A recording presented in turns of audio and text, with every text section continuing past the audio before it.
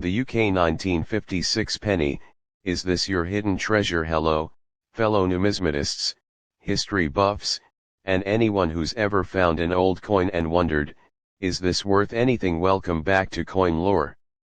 Today, we're journeying back in time to mid-20th century Britain, to examine a coin that holds a unique place in the hearts of many collectors, the 1956 United Kingdom 1 penny.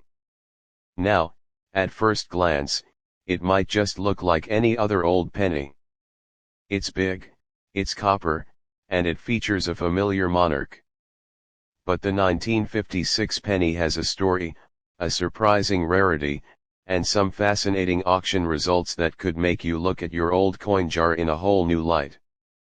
So, stick around as we uncover the history behind this humble coin, delve into what makes some examples incredibly valuable, and reveal the astounding prices achieved at recent auctions.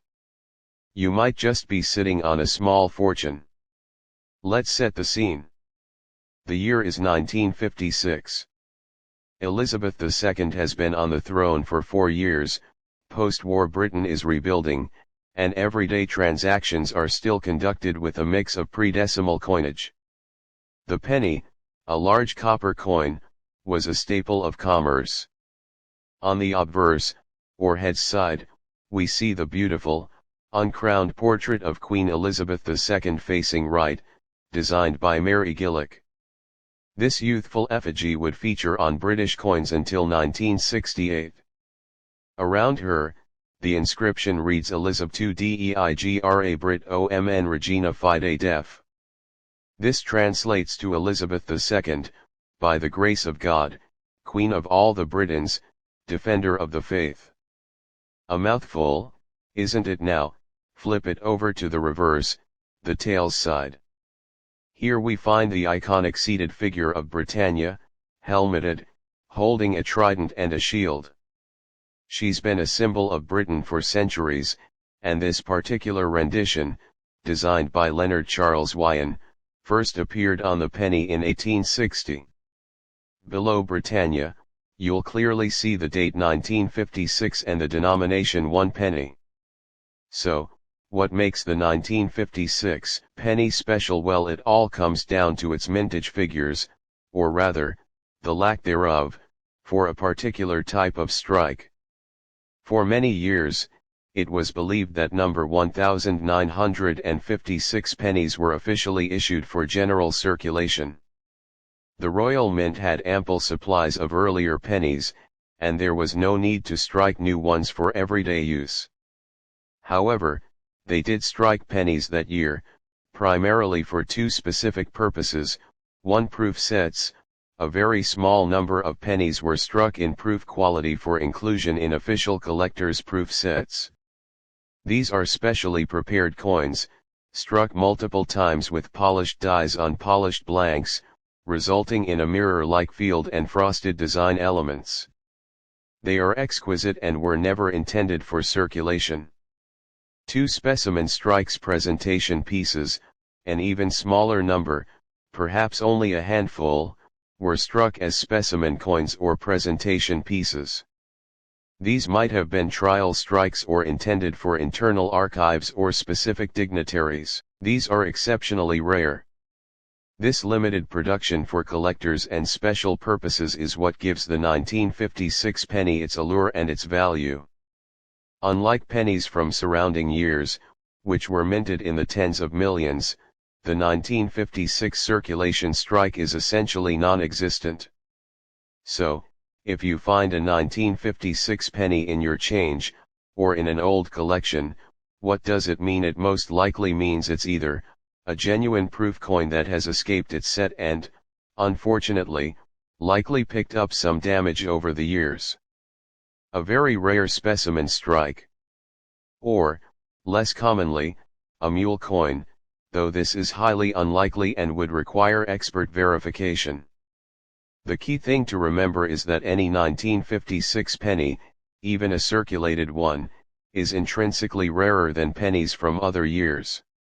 However, its value skyrockets if it's a genuine proof or specimen strike and in excellent condition.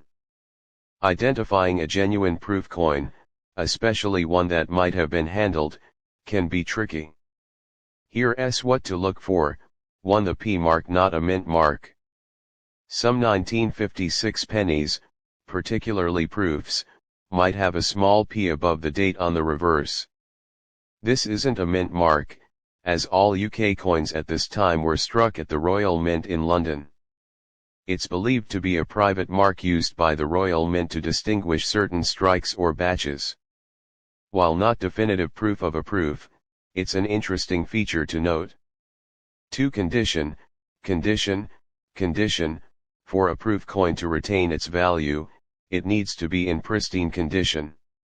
Look for sharp, well-defined details, a smooth, often reflective background of fields, and a lack of scratches, dents, or wear.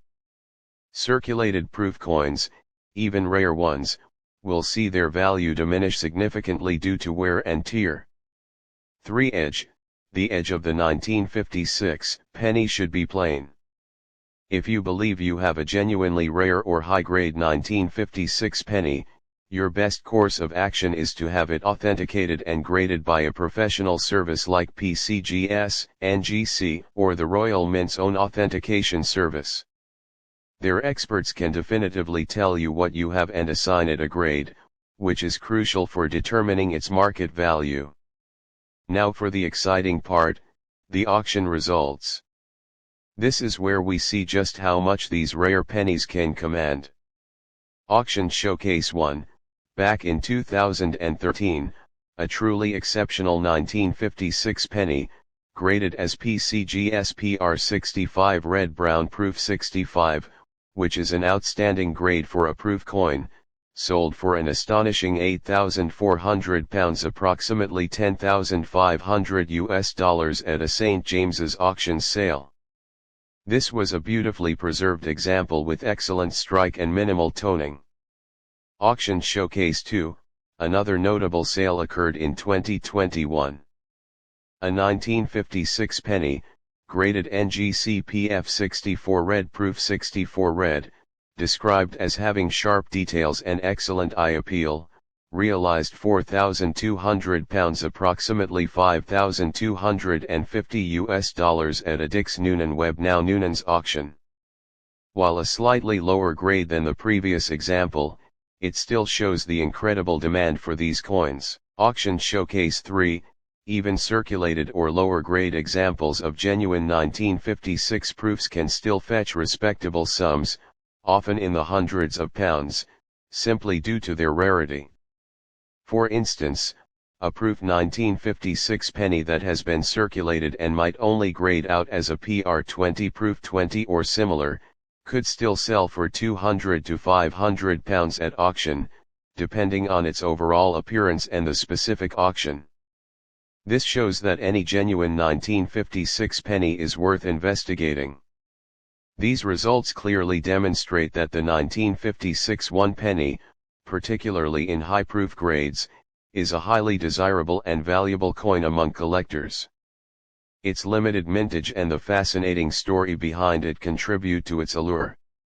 So, the next time you encounter an old British penny, especially one from 1956, don't dismiss it.